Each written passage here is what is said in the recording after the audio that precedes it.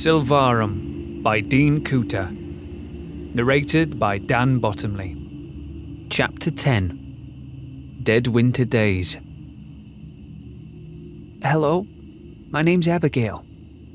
Penelope smiled. The young girl was clad in an outfit the likes of which Abigail had only ever seen in history books or during school field trips. Her clothes and features were time-worn. Upon Penelope's head sat a white cotton cap.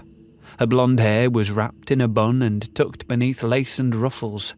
She wore a burgundy waistcoat with long wool sleeves and silver buttons that ran down the centre. Her dress consisted of a grey gown and petticoat with a skirt and bodice. The lower half of her legs revealed black stockings and leather boots with brass buckles. Around her back fluttered a green cloak and hood. Penelope extended her hand. "Thank you," said Abigail as she pulled herself up. "You're welcome. Do you fancy the boots and socks?" Abigail looked down at her feet, wiggling them inside the combat boots. "They're perfect. I love them. Did you put them on the gravestone for me?" "Aye.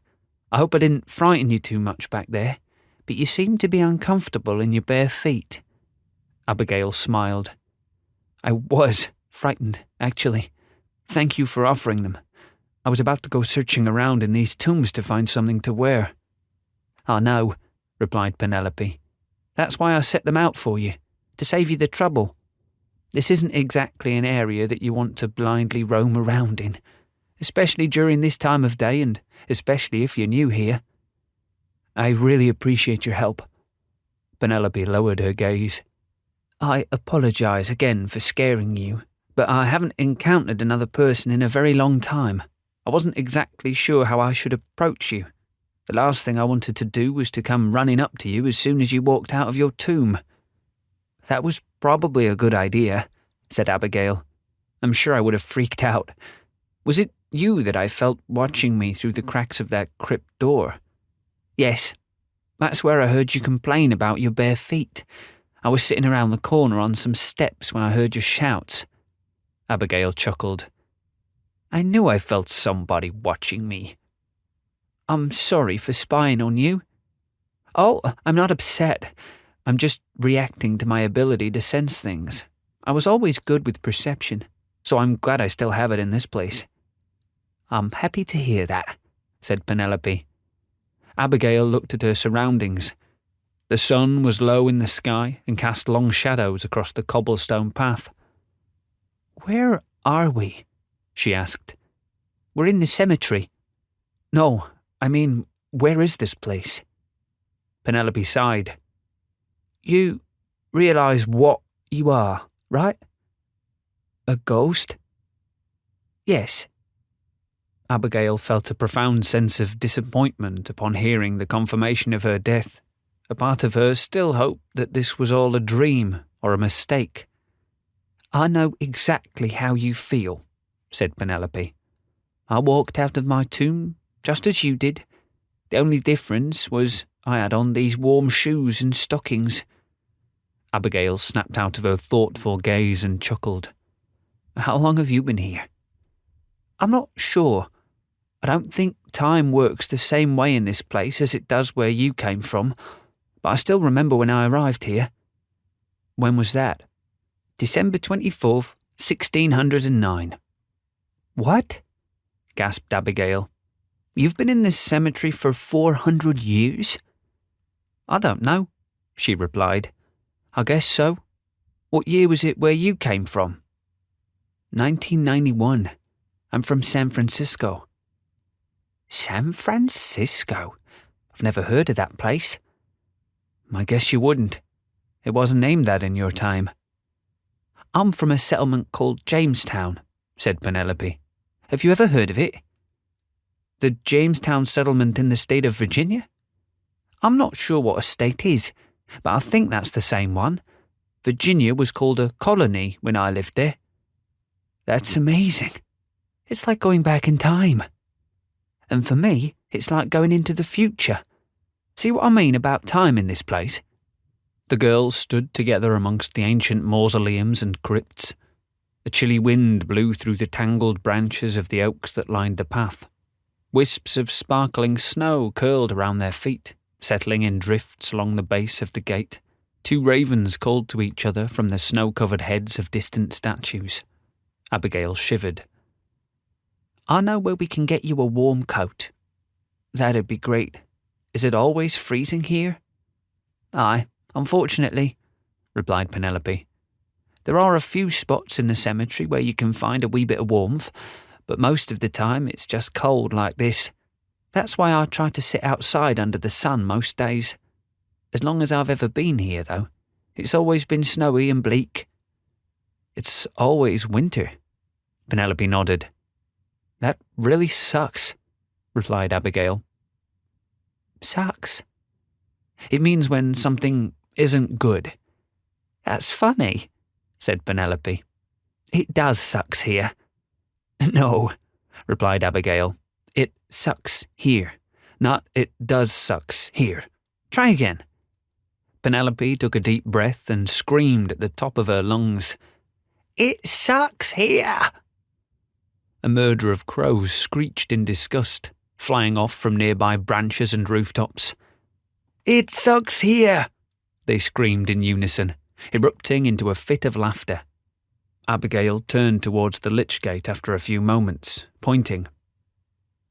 Is that invisible barrier I smacked into preventing us from leaving the cemetery? Yes, at least until you're ready to leave.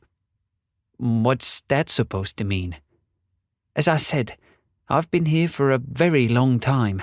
In that time, I've only ever known one other person. Another ghost. She was older than you and me. Like the same age as my mum was when I was alive. For a long while, she was like a mum to me too, to be honest with you. Even more so. After many years together in this place, however, she eventually left through that gate and never returned. I've been alone ever since. How old are you? Asked Abigail. The girl chuckled. According to the year you just said you arrived from, I guess I'm almost 400 years old. No, I mean, how old were you when you died? Oh, replied Penelope. I was 16. Abigail gasped. I'm 16 years old too. Penelope smiled. How did you die? Asked Abigail, realizing her brashness too late. I'm sorry. That was rude of me to ask. You don't have to talk about that if you don't want to. It's all right, replied Penelope. I don't mind. She stared into the foggy horizon beyond the tunnel as the limbs of a black oak scratched at a section of iron gate. I remember always being hungry, she said in a sombre voice. We were always hungry and always thirsty. The settlement was already in bad shape when I arrived. I was a passenger aboard the 3rd shipment of settlers and supplies from England. That was in the fall of 1609. You're originally from England? Asked Abigail. Aye, London. Penelope cleared her throat and continued. When we arrived, the existing settlers that had already been there for 2 years, mostly men and boys, were desperate and starving. There was hardly any clean water due to the marshy land. They weren't able to farm much food, and they were constantly fighting with the local Powhatan. Trade with the Powhatan, which had been their primary source of food and supplies since the founding of the colony, had almost entirely ended by the time I arrived. I never learned why, but I remember hearing tales about an incident that happened between Captain Smith, Pocahontas, and her father, Chief Powhatan.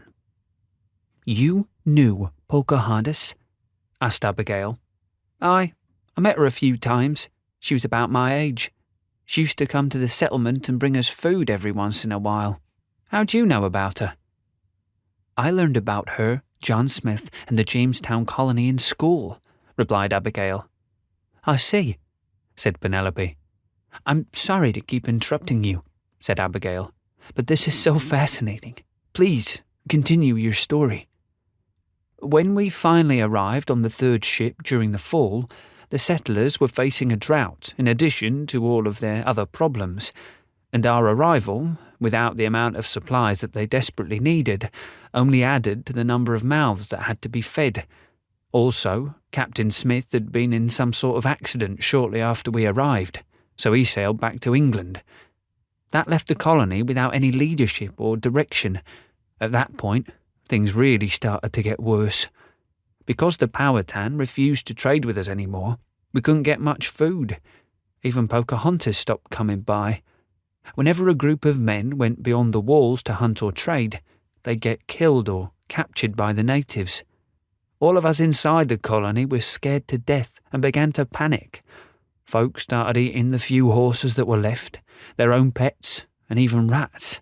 Once winter arrived and the snows began to fall, the colony was in complete chaos. Penelope paused, staring out into the rustling trees and blowing snow. A gust of wind swelled through the skeletal fingers of the oaks. They creaked and scraped within the waning light of the late afternoon.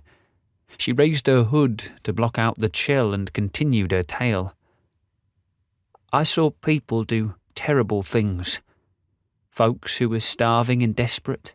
Even close friends that I'd known for years and sailed with across the ocean from England. All they were trying to do was survive. All they wanted to do was to go on living. But it was awful.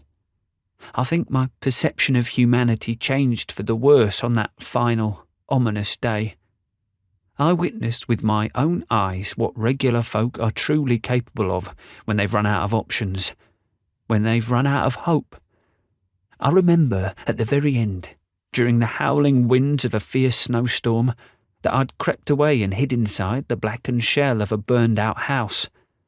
I bundled myself up in a dark corner and just waited for the end to come. I'd be lying to you if I said I wasn't hoping for death.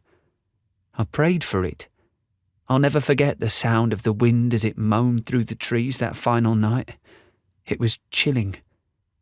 It was beautiful. The next instant, I opened my eyes and found myself in a tomb in this cemetery. Abigail gazed at Penelope with a newfound sense of respect and admiration. She wiped the tears from her eyes. I'm sorry that happened to you, Penny. The girl turned her gaze from the distant trees and smiled in return. Thank you, she replied.